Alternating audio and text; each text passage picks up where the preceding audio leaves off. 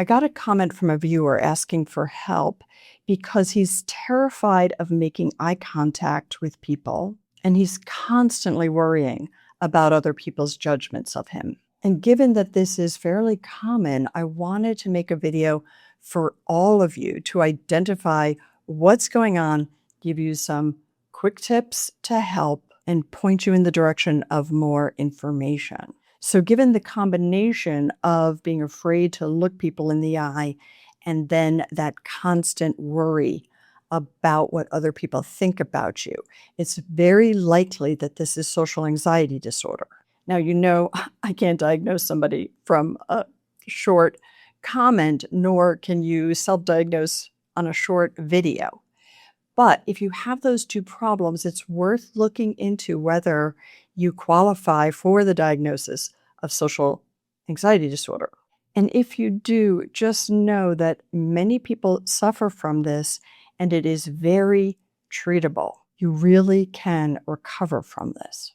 So it can feel very vulnerable to look someone right in the eye.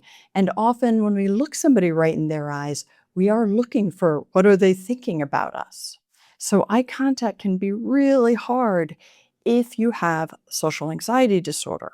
It can feel like people are scrutinizing you or they see right into your insecurities. So your brain says, avoid that. That's scary. That doesn't feel good. I'm just going to avoid doing it. But as you avoid that eye contact, you're actually making your social anxiety disorder worse. And some of the social interactions might feel even more awkward if you're not making that social eye contact.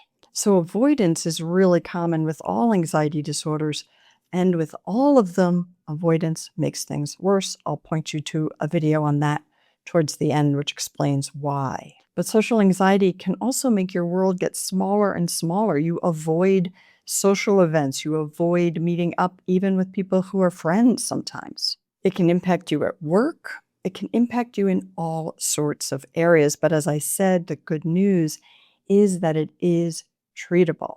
So the best researched treatment method is cognitive behavioral therapy, and I do have a video on that. I'll also point you to that at the end of this video. But many, many people don't have access to therapy, which is one reason I produce these videos. But if you begin to treat your social anxiety as an anxiety, any kind of anxiety, you'll begin to practice with both the cognitive tools, how to change how you think, as well as the somatic tools, how you calm your body down, lower your stress and anxiety level overall.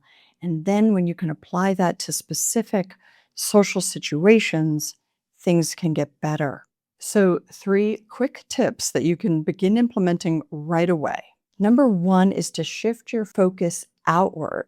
Social anxiety is fueled by something that I didn't make up this term, but I call it the me loop. And it's when our thoughts get stuck on what do they think of me?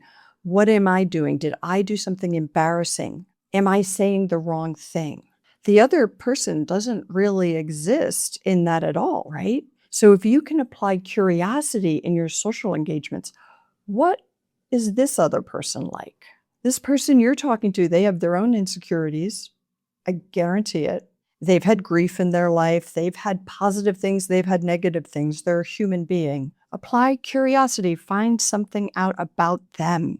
Genuine curiosity is a wonderful social skill and is a wonderful tool for recovery from social anxiety. So that shift can actually cut the loop of anxious thoughts and feelings and make social interactions feel much more manageable. Tip number 2 is to explore the fear. Ask yourself, so what? Now, this is challenging. All 3 of these are challenging, but they're worth doing. But the so what is, let's say this person is judging you. So what? Really explore that. If your answer is, well, they'll think that I'm stupid. Okay, so what? Well, they won't want to be with me. Okay, so what? Well, then I won't have any friends. Okay, well, will you survive?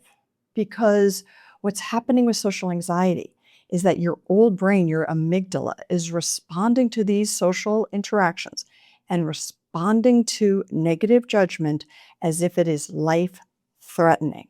Your body is having a complete fight, flight, freeze response, and mainly with social anxiety, it is a freeze or a flight response.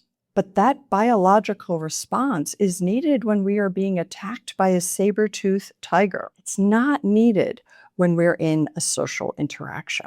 I think this social anxiety could be embedded in us from a long time ago when, let's say it was during the hunter-gatherer stage of human existence. You needed your clan to stay safe. And being ostracized from that clan was life-threatening in the immediate sense of the word. Because I know people will say, well, if I'm excluded from all these clans, my life won't be good. I won't get the jobs I need long term. It will threaten my existence. But your amygdala is reacting as if it's threatening your existence right now. And right this second, it's not threatening your physical existence, okay?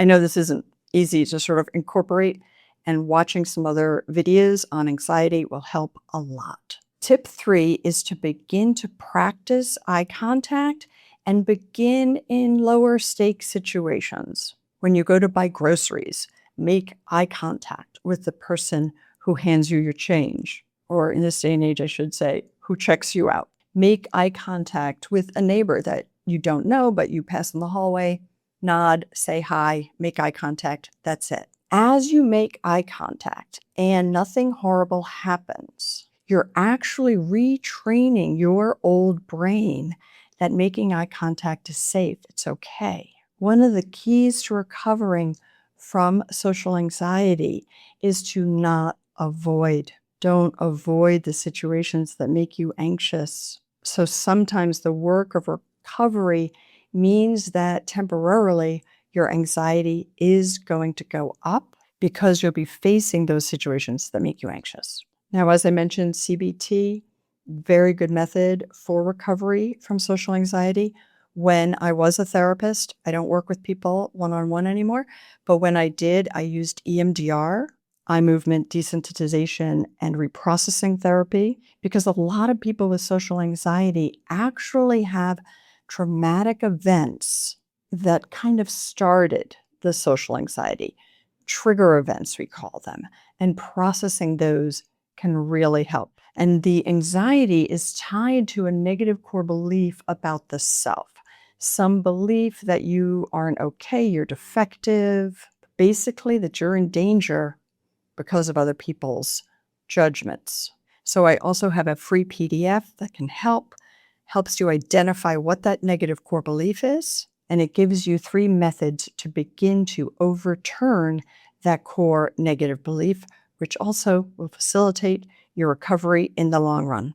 If you're resonating with this, do check out my other videos on social anxiety. If you got value from this, please do hit that like button, subscribe to my channel. It's a big help in helping me help people around the world. Let me know what you think, any questions, and I'll see you next week.